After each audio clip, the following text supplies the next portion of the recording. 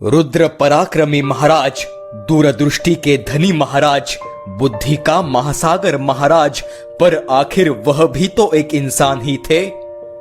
औरंगजेब की कुटिल नीतियों से महाराज के मन में उथल पुथल सी मच गई थी।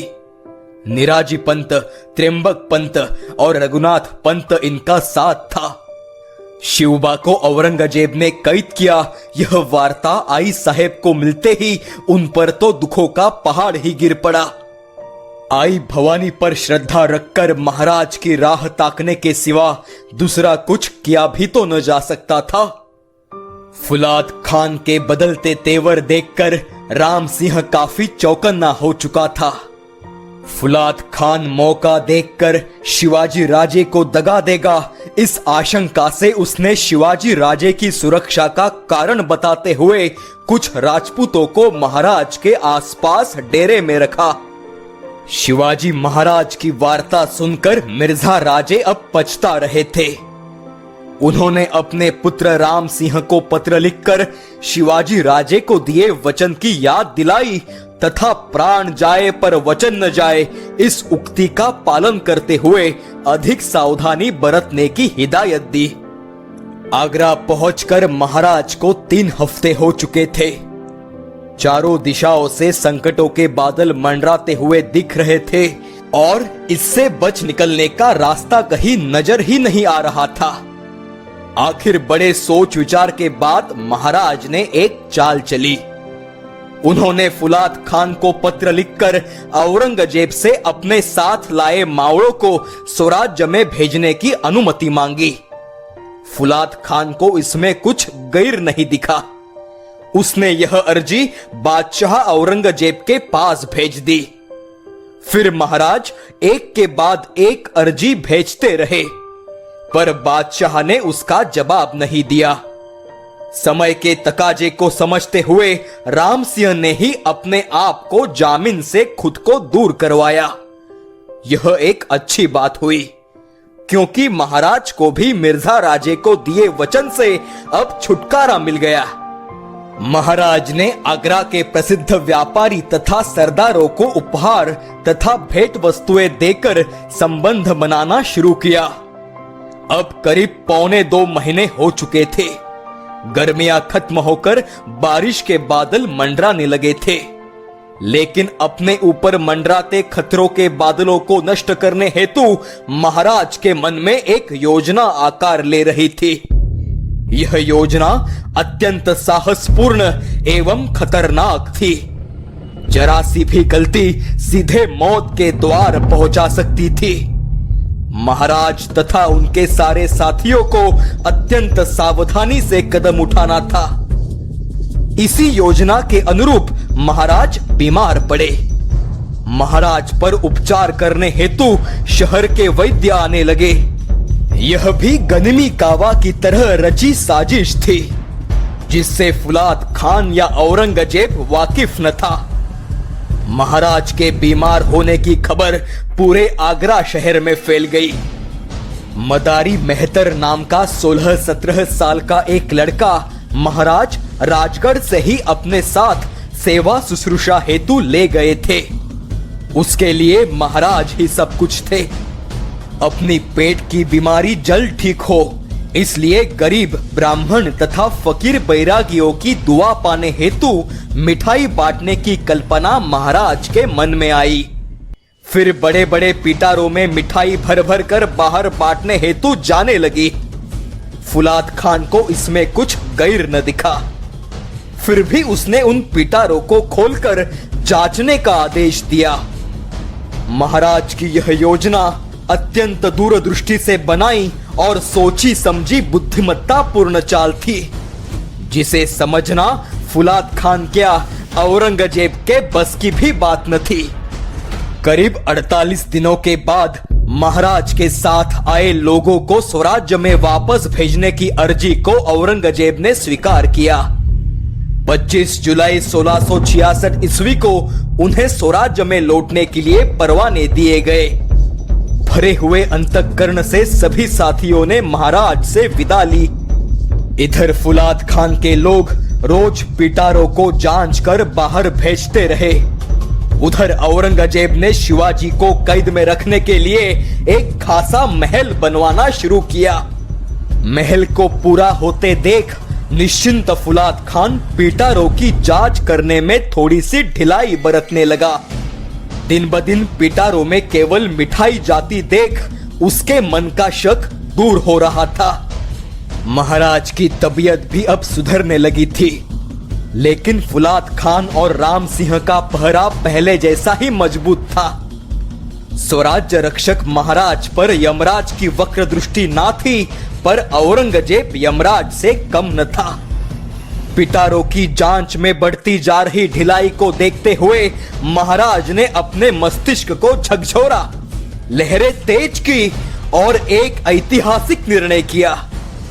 आई जगदम्बा पर सारा भार सौंपकर उन्होंने योजना पर अमल करना शुरू किया। श्रावण वद्य नवमी पलट गई। महाराज की प्रकृति तेजी से बिगड़ने लगी, अर्थात यह सोची समझी चाल थी। मदारी मेहतर महाराज की सेवा में रत था। महाराज की योजना अनुरूप निराजी पंत दत्ताजी पंत ने विदा ली। हर रोज की तरह दोपहर के बाद मिठाई के पिटारे आकर डेरे के बाहर जाने लगे। फुलाद खान ने पिटारों पर अब पहले जैसा ध्यान देना छोड़ दिया था। मिठाई भेजकर सिवा ठीक होने की सोचता है, पर वह औरंगजेब बादशाह की चुंगल से कभी नहीं छूटेगा, इसका विश्वास फुलाद खान को हो चुका था। पर बीच में फुलाद खान डेरे में आकर महाराज की तबीयत पानी देख जाता था। उसे मदारी मेहतर महाराज की सेवा करते हुए और बाकी साथियों को चिंतित देखते बड़ा सुकून मिलता था। संभाजी राजे राम सिंह के साथ कभी कभार बाहर घूमने चले जाते थे, इसी वजह से वे डेरे में कभी कभार दिखाई देते थे। श्रावण मध्य द्वादशी का वह महाकठिन दिन उजड़ा। दोपहर पलट गई। हर रोज की तरह विश्वासु मावड़े मिठाई के पिटारे लेकर आए। महाराज बिस्तर पर ही लेटे हुए थे। हिरोजी फरजंद उनके नजदीक था और वह इम्तिहान की घड़ी आ ही गई। 2 पिटारे लाए गए।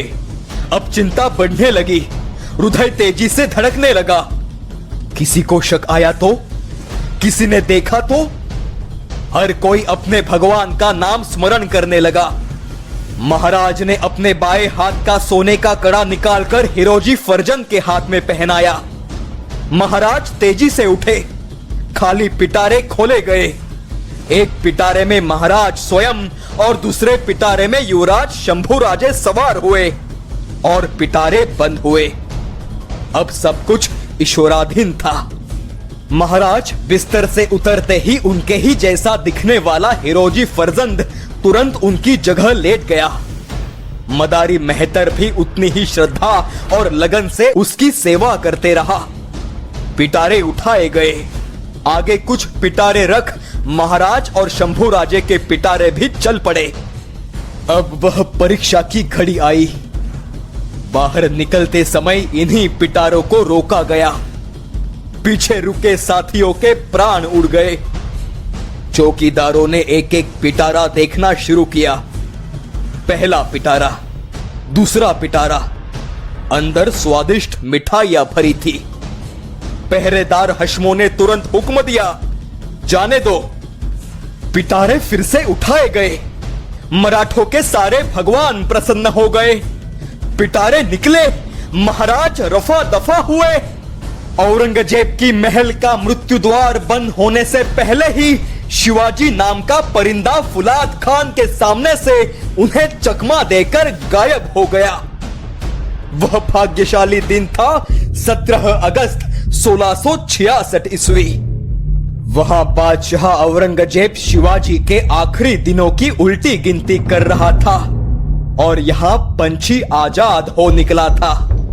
महाराज की तरफ से यह आखिरी पिटारे सरदार गोसावी फकीरों को बांटे गए, कैद से छुटकारा पाने की खुशी में। उनमें से 2 पिटारे आगरा शहर के बाहर दूर तक गए, जहां निराजी पंत और दत्ताजी पंत महाराज की बेसब्री से राह देख रहे थे। वहां महाराज के लिए घोड़े तैयार थे। सभी को महाराज की चिंता सताए जा रही थी।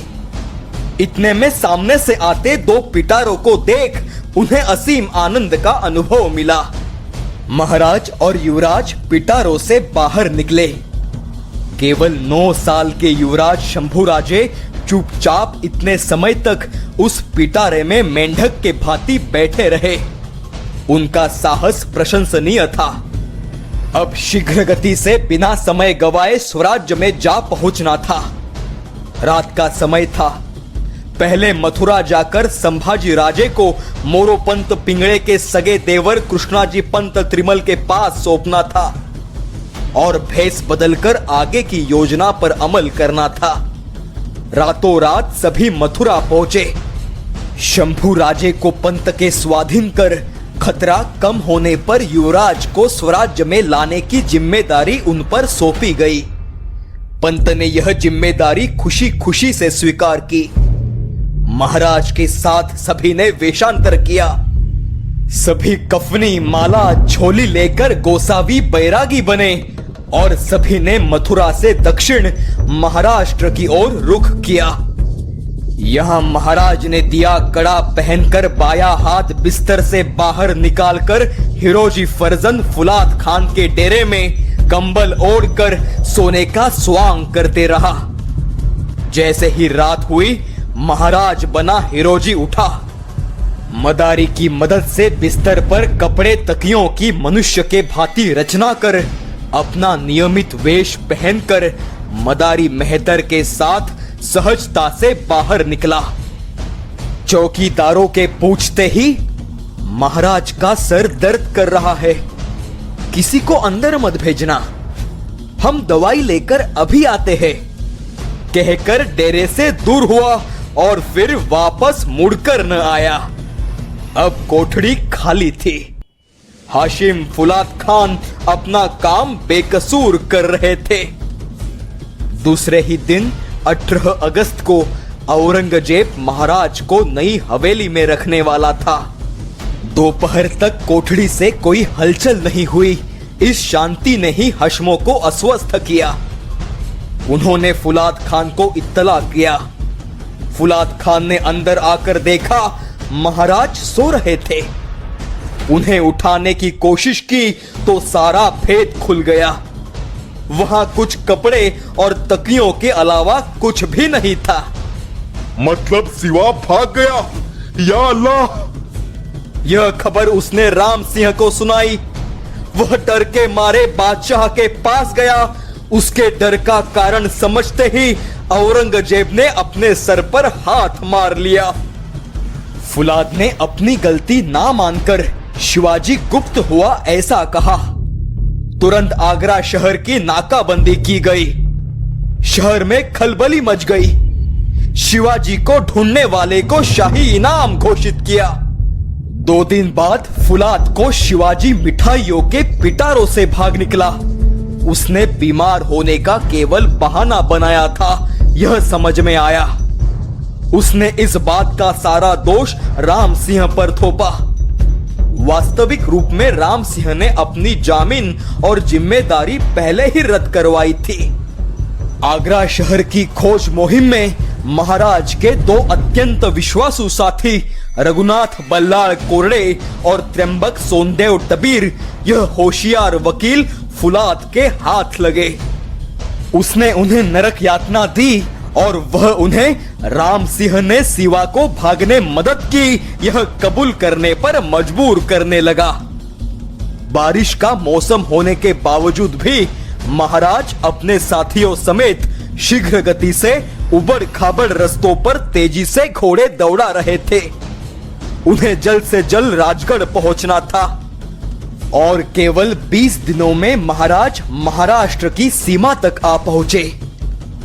हाथ आया हुआ सिवा मेरे कैद से भाग कैसे निकला? इस बात को सोचकर औरंगजेब हैरान हो रहा था। इसी गुस्से में उसने मिर्जा राजे को छावनी में आए प्रति शिवाजी नेतोजी पालकर को गिरफ्तार करने का हुक्म दिया। अब औरंगजेब को राम सिंह पर भी संदेह होने लगा। शिवाजी को ढूंढने गए राम सिंह को खाली हाथ आते देख उसकी मनसब रद्द कर दरबार में कदम न रखने का फरमान छोड़ा। मिर्जा राजे इन सब घटनाओं से वाकिफ न थे। वे अब तक विजापुर करों से जान की बाजी लगाकर लड़ रहे थे। यहां स्वराज्य में आई साहेब की हर एक सांस शिवबा और शंभू राजे के लिए कराह रही थी। महाराज की अनुपस्थिति में मोरोपंत, निरोपंत, प्रतापराव गुजर आई साहेब की आज्ञा से स्वराज्य की सीमाएं बढ़ा रहे थे। सिंधुदुर्ग किले का निर्माण कार्य पूरा हो रहा था। स्वराज्य में सब कुछ कुशल था। कमी थी केवल महाराज की। और एक दिन गोसावी बैरागियों की एक टोली ने मराठी मुल्क में प्रवेश किया। वही जानी पहचानी गंगा गोदावरी, प्रवरा, भीमा, शिवगंगा नदियां रास्ते में लगने लगी। उत्तुंग सह्याद्री में कोंढाणा, पुरंदर, तोरणा और फिर राजगढ़ क्षेत्र तक वे आ पहुंचे। स्वराज्य में घूमता फिरता यह बैरागियों का जत्था राजगढ़ के द्वार तक आ पहुंचा। राजगढ़ के पहरेदारों ने उन्हें रोका। बैरागियों ने आई साहेब से मिलने की विनती की। आई साहेब की अनुमति से बैरागियों से भेंट हुई। अपने पुत्र तथा पोते को खोकर मायूस हुई आई साहेब को देखकर न जाने क्यों एक बैरागी के आंखों में चमक उठी। उसकी आंखों को देखकर आई साहेब की आंखें भी चमक उठी। उसने झट से आई साहेब की ओर लपक कर उनके चरणों को स्पर्श किया। वह स्पर्श जाना पहचाना मातृ हृदय को छू लेने वाला था। आई साहेब के मुंह से अनायास ही भाव विभोरता से शब्द निकल पड़े, शिवबा। यह शब्द सुनकर एक अजब सी चमक राजगढ़ पर फैल गई। देखते देखते सारे स्वराज्य में दिवाली दशहरा मनाया गया। राजगढ़ की तोपें आगरा की तरफ मुंह कर बरसने लगी। राजगढ़ से सभी गढ़कोट, आरमार, जलदुर्गों पर यह खुशखबरी रवाना की गई। महाराज सुखरूप आ गए। लगभग सभी साथी वापस आए, लेकिन युवराज शंभू राजे कहीं दिख नहीं रहे थे। महाराज ने खुद आर्त स्वर में उत्तर दिया, आगरा से आते समय संभाजी राजे रास्ते में ही मर गए। किसी को संदेह होकर भविष्य में मथुरा से आने वाले कृष्णाजी पंत और संभाजी राजे को धोखा निर्माण न हो, इसीलिए यह अफवाह महाराज ने खुद फैलाई। यहां पर भी गनिमी कावा। थोड़े समय के बाद महाराज ने आई साहेब को एकांत में सच्चाई बताई और संभाजी राजे सुरक्षित है यह कहा। आई साहेब ने आंखों में खुशी के आंसू लाते आई भवानी को फिर से याद किया। औरंगजेब के मुल्क में भी पहुंची यह सब खबरें तुरंत दिल्ली रवाना होने लगी। महाराज के लिए आगरा में सभी ने काफी कष्ट और जोखिम ली थी। एक की फितूरी भी महंगी पड़ जाती, लेकिन स्वामिनिष्ठ साथियों पर महाराज ने उतना ही भरोसा रखा। इन सब वीरों में एक राजपूत को महाराष्ट्र कभी भूल नहीं सकता, कुंवर राम सिंह, जो हालातों के कारण औरंगजेब के दरबार में लाचार था, मगर उसने अपना आचार नहीं छोड़ा। यहां आई साहेब कृतज्ञता से दान धर्म कर रहे थे। आगरा से लौटने वाले अपने एक पोते और पुत्र समान स्वराज्य वीरों की वह अब राह ताकने लगे।